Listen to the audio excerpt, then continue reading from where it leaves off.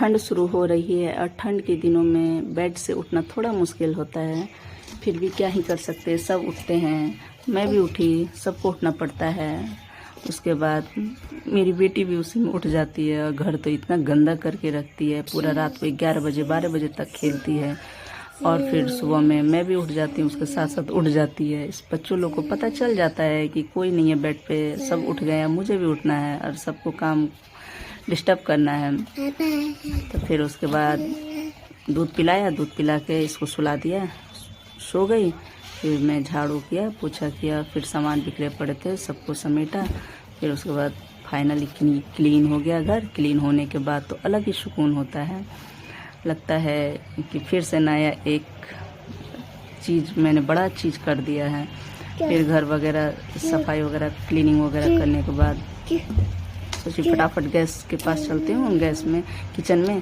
फिर गैस पे चूल्हे पे दाल चढ़ाया, एक तरफ चावल, फिर तो सब्जी कट करके रखा हुआ था, सब्जी चढ़ा दिया। फिर तब तक धूप भी निकल गया तो सोचा चलते हैं नहाने। फिर नहाने चले गए। नहाने के बाद थोड़ा सा अपने आप को रेडी वगैरह किया।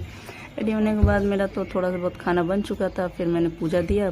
पूजा करने से तो अच्छा लगता है और दिमाग भी सही रहता है, सब चीज़ अच्छा लगता है, प्रॉस्पेरिटी पूरा सब कुछ पॉजिटिव वाइब्स आती है घर में। पूजा करने के बाद में तब तक मेरी बेटी भी उठ गई। फिर इसको भी अब पूजा करने आना था। फिर मेरे को ढूंढ रही थी, फिर ढूंढते ढूंढते पूजा रूम में आ गई। फिर ये भी पूजा करने लगी। मैं इसको हरदम सिखाती हूँ कि पूजा करो, हाथ प्रणाम करो, ये भी प्रणाम करने लगती है। फिर पूजा वगैरह ख़त्म हो जाने के बाद किचन में गई, थोड़ा बहुत काम बाकी था। फिर रोटी वगैरह बनाया। रोटी वगैरह बनाने के बाद मेरी बेटी को भूख लग गया था, वो बार बार किचन में आ रही थी। फिर उसको सोचा जल्दी जल्दी काम ख़त्म करूं और फिर इसको खाना खिलाऊं।